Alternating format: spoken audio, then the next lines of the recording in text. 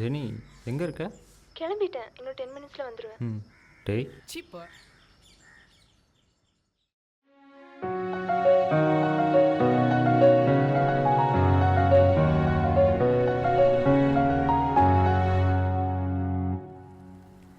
எதுக்கு மீட் பண்ணலான்னு கூப்பிட்டீங்க?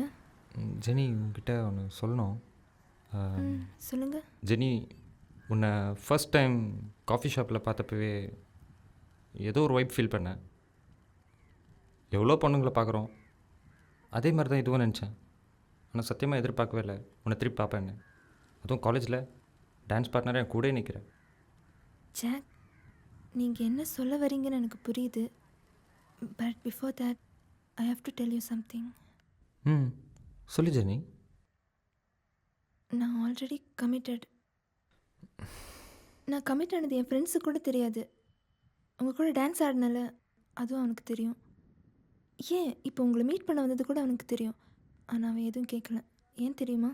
ம். அவன் என் மேலே வச்சிருக்கிற நம்பிக்கை. அவனுக்கு நான் லாயலாக இருக்கணும்ல.